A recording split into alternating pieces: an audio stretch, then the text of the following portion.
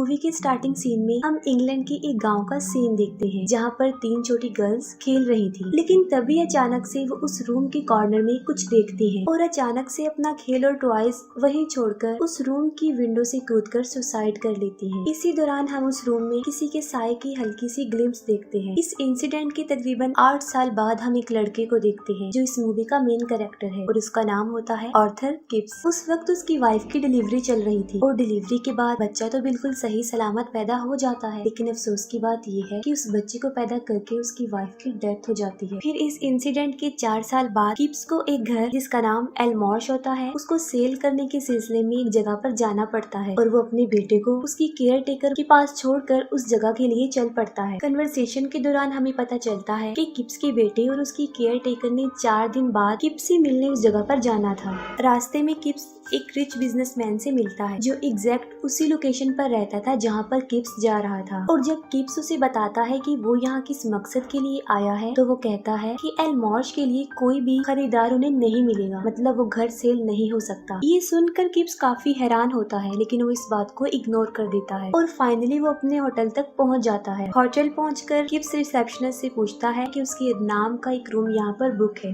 जिस पर वो साफ इनकार कर देता है। लेकिन उस रिसेप्शनिस्ट की वाइफ किप्स को उस होटल में रूम देने के लिए एग्री हो जाती है। किप्स को वही रूम मिलता है जहाँ से उन 3 बच्चियों ने कूदकर सुसाइड किया था। नेक्स्ट मॉर्निंग किप्स उस आदमी से मिलता है जो एलमॉर्श की सारी डील्स और पेपर्स को हैंडल कर रहा था। वो आदमी किप्स से मिलकर ज्यादा खुश नहीं होता। वो उसे कहता है कि उसने यहाँ आने की सिर्फ तकलीफ की है क्योंकि वो पेपर्स वो वहाँ पर भिजवाने ही वाला था। और ये बात करते हुए वो उसके हाथ में कुछ पेपर्स भी पकड़ा देता है। वो आदमी किप्स को कहता है कि वापसी जाने के लिए उसे ट्रेन बहुत जल्दी मिल सकती है और उसे अभी फौरन यहाँ से निकल जाना चाहिए। लेकिन इससे पहले कि किप्स कोई बात करता, कुछ अंडरस्टैंड करता, वो आदमी उसे अपने घर से निकालते हुए कहता है कि उसका कार ड्राइवर उसे स्टेशन तक पहुंचा देगा। उस आदमी के अलावा गांव के बाकी लोगों को भी किप्स का यहाँ आना पसंद नहीं आया था। जैसे वो लोग चाहते नहीं थे कि कभी वो यहाँ आए और उस घर को सेल करने की बात करे। लेकिन किप्स ने भी अब ये इरादा बना लिया था कि वो अपना काम करके ही यहाँ से वापस जाएगा। किप्स कैरेज ड्राइवर को कुछ और पैसे देकर एलमॉर्श चलने के लिए कहता है। एलमॉर्श गांव से काफी दूर एक सुनसान जगह पर था। उसके आसपास कोई आबादी,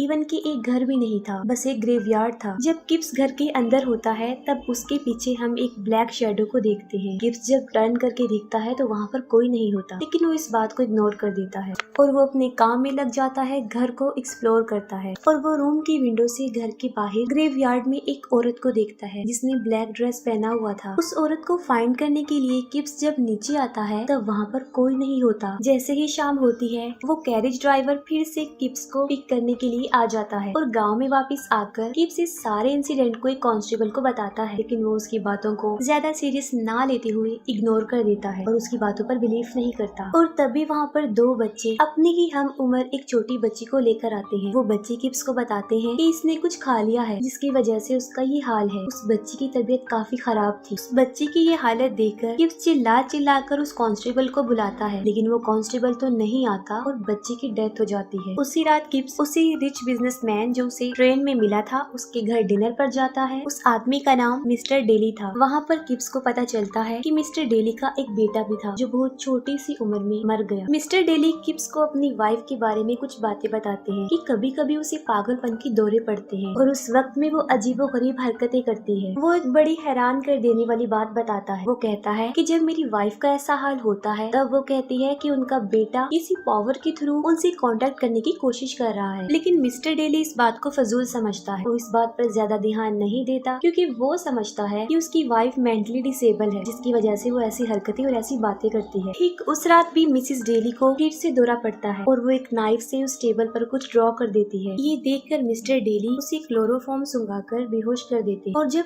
किप्स उस पिक्चर को देखता है तो वो शॉक्ड हो जाता है क्योंकि वो पिक्चर ऐसा प्रेजेंट कर रही थी जैसे कोई औरत खुद को फांसी लगाकर सुसाइड कर रही है। अगले दिन किप्स वापस उस आदमी को मिलने जाता है जो एलमॉर्श की डीलिंग कर रहा था, लेकिन वो अपने घर पर नहीं होता। उस घर के बेसमेंट में किप्स एक छोटी बच्ची को देखता है जो कि उस रूम में बंद होती है, लेकिन वो बच्ची किप्स को कहती है कि वो उसे अकेला छोड़ दे और वो यहाँ से चला जाए। ये देखकर किप्स फौरन बाहर आ जाता है और जब मिस्टर डेली किप्स को एलमॉर्श की तरफ ले जाने लगता है तब गाँव के बहुत सारे लोग उनके रास्ते में आकर खड़े हो जाते हैं। वो बच्ची जो किप्स के हाथों में ही मर गई थी, उसके फादर उसकी मौत का रिस्पॉन्सिबल किप्स को ही कहते हैं। वो उसे इसलिए उसकी मौत का जिम्मेदार कह रहे थे क्योंकि उसने एलमॉश में उस औरत को देखा था और उस औरत ने तभी उस बच्चे को मार डाला। तब बाकी लोग भी किप्स को वापस लंदन जाने के लिए कहते हैं, लेकिन वो यहाँ से जाने वाला नहीं था। डेली किसी तरह उन लोगों के बीच से गाड़ी निकाल कर किप्स को फाइनली एलमॉश तक पहुँचा देता है। किप्स डेली को कहता है कि उसे रात यहीं पर स्टे करनी पड़ सकती है क्योंकि वो काम के सिलसिले में यहाँ रुकेगा और वो रात यहीं पर ही गुजारेगा। ये सुनकर डेली अपने डॉग को किप्स के पास छोड़ देता है। घर तक पहुँचते पहुँचते किप्स को रात हो जाती है और वो घर की सारी कैंडल्स लगा देता है। सारी कैंडल्स जला लेने के बाद किप्स उस घर में पड़े हुए सारे लेटर्स, पेपर्स और कार्ड्स को रीड करने लग जाता है। उन पेपर्स में किप्स को एक लेटर भी मिलता है जो असल में किसी एलिस ऑर्थर के नाम पर आया था और वो ही इस घर की ऑनर थी। और उस औरत एलिस को लेटर लिखने वाली कोई और नहीं बल्कि उसकी अपनी बहन जेनेट थी। उन फीमेल्स में से एलिस का कोई बच्चा नहीं था तो उसने अपनी सिस्टर जेनेट का बच्चा उससे छीन लिया था, ये कहते हुए कि उसकी सिस्टर को मेंटल डिसऑर्डर है। उस लेटर में ये भी मेंशन था कि उस औरत एलिस ने जेनेट को कभी भी अपने बच्चे से मिलने नहीं दिया। जेनेट ने लिखा था कि बेशक उसकी बहन ने उसके बच्चे को ले लिया लेकिन फिर भी वो उसी का बच्चा ही रहेगा। इसके अलावा भी किप्स को वहाँ पर एक लेटर मिलता है जो जेनेट ने एलिस को लिखा था। उस लेटर में ये मेंशन था कि उस बच्चे की डेथ कैसे हुई। उस लेटर में जेनेट साफ साफ अपने बच्चे की मौत का जिम्मेदार अपनी बहन एलिस को कहती है। उसने लिखा हुआ था कि अगर वो चाहती तो उसके बच्चे को बचा सकती थी लेकिन उसने उस बच्चे की निस्बत अपनी जान को ज्यादा इम्पोर्टेंट समझा। उन्हीं पेपर्स में किप्स को उस बच्चे का डेथ सर्टिफिकेट भी मिल जाता है और तब एक बहुत बड़ा राज सामने आता है कि उस घर की नर्सरी में ही जेनेट ने सुसाइड कर ली थी, वो भी फांसी लगाकर। और यहीं पर सारी बातें क्लियर हो जाती हैं। किप्स का डॉग एग्जिट डोर की तरफ देखकर भौंक रहा था और जब किप्स बाहर जाकर चेक करता है तो वो देखता है कि मौसम काफी खराब है और बारिश भी बहुत तेज हो रही है। और जंगल की तरफ किप्स को उन सारे बच्चों की सॉल्स नजर आती हैं जो उसी गाँव में मरे थे। ये देखकर किप्स काफी घबरा जाता है और वापिस घर के अंदर आ जाता है। घर के ऊपर वाले फ्लोर में किप्स को एक दरवाजा भी मिलता है जिसे खोलने की वो बहुत कोशिश करता है लेकिन वो दरवाजा उसे नहीं खुलता। तब किप्स उस दरवाजे को तोड़ने के लिए एक कुल्हाड़ी लेकर जाता है और तब वो वापस आकर देखता है कि वो दरवाजा अपने आप खुल गया है। अंदर जाकर वो देखता है कि एक रॉकिंग चेयर बिल्कुल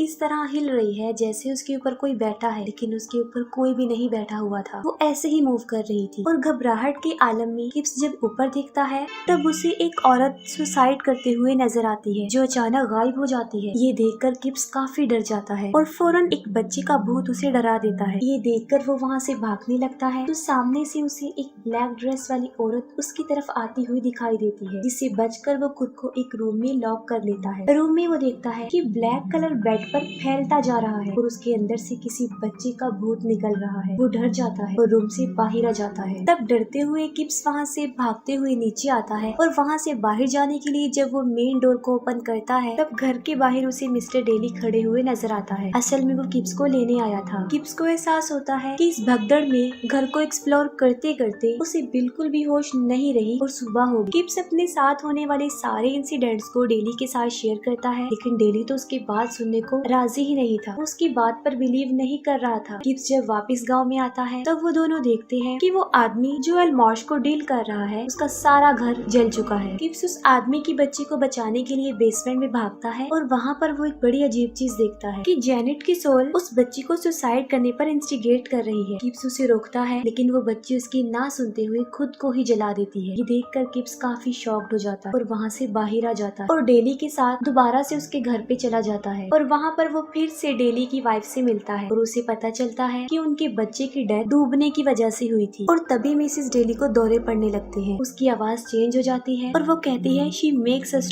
do it, she makes us do it, यानी वो हमें ऐसा करने पर मजबूर करती है। और फिर हमें उन सारे बच्चों की डेथ दिखाई जाती है जिन्हें जब जब जेनेट की सोल ने भड़काकर उनसे सुसाइड करवाई। इतनी ही देर में डेली भी वहाँ पर आ जाता है और उसकी वाइफ उसके हाथों में ही बेहोश हो जाती है। यहाँ पर किप्स को सारी बातें समझ आ जाती है कि जो ब्लैक ड्रेस वाली औरत है जिसकी सोल इधर उधर भटकती रहती है वो कोई और नहीं बल्कि वो जेनेट की सोल। और इस सब कुछ करने के पीछे उसका मोटिव अपने बच्चे की मौत का बदला लेना है। किप्स यही सोचता है कि क्यों ना हम जेनेट के बच्चे की बॉडी को जेनेट से मिलवा दें जिससे वो रिलैक्स हो जाएगी और बच्चों को अपना शिकार बनाने से बाज आ जाएगी। किप्स जब अपना ये प्लान डेली से शेयर करता है तो वो साफ इनकार कर देता है। वो कहता है कि ऐसा होना इम्पॉसिबल है क्योंकि उसके बच्चे की डेड बॉडी कभी मिली ही नहीं। इस पर वो कहता है कि कि हम बच्चे की बॉडी को उसी दलदल में ढूंढेंगे जहाँ वो मरा था। ये सोचकर वो दोबारा से अलमौश की तरफ जाते हैं और वहाँ जाकर वो एक रस्सी को खुद से बांधता है और उसके दूसरे कॉर्नर को गाड़ी से बांध देता है और खुद उस दलदल में उतर जाता है। काफी तलाश करने के बाद फाइनली उसे उस बच्चे की डेड बॉडी मिल जाती है। वो उस बच्चे की डेड बॉडी को उस घर में ले जाता है और उसे उसी रूम में लाकर रख देता है जहाँ पर पहले दिन उसने जेनेट की सोल को देखा था। गिब्स ने उस बच्चे की डेड बॉडी के चारों तरफ वो लेटर्स, वो कार्ड्स रख दिए थे जो उसने लिखे थे। नीचे वाले फ्लोर पर डेली को अपने बेटे की सोल नजर आती है और उसके पीछे जाते जाते वो एक कमरे में चला जाता है और उस कमरे में जाते ही रूम का दरवाजा अपने आप से ही बंद हो जाता है। डेली काफी डर जाता है और वो किप्स को काफी आवाजें लगाता है। दूसरी तरफ किप्स सोचकर परेशान हो रहा था कि अभी तक जेनेट अपने बेटे की बॉडी से मिलने नहीं आई, लेकिन फिर वो किसी की आहट महसूस करता है। वो देखता है कि सारी कैंडल लाइट्स अपने आप से ही बुझ रही हैं और वो फौरन समझ जाता है कि जेनेट आ गई है। और फिर हम सच में जेनेट की सोल को देखते हैं जो बड़ी तेजी से किप्स की तरफ आती है, जिससे वो डर जाता है और नीचे गिर जाता है। लेकिन जैसे ही वो अपने बच्चे को देखती है वो बिल्कुल रिलैक्स हो जाती है और फौरन वहाँ से वापस चली जाती है। और तभी डेली वाले रूम का डोर भी ओपन हो जाता है और वो किप्स के पास आ जाता है। किप्स डेली को कहता है कि जेनेट अब जा चुकी है, अब हमें करना ये है कि उस बच्चे को उसकी मदर की डेड बॉडी के साथ दफना देना चाहिए ताकि ये प्रोसेस यहीं पर रुक जाए, उसे उसका बेटा मिल जाए और वो अपने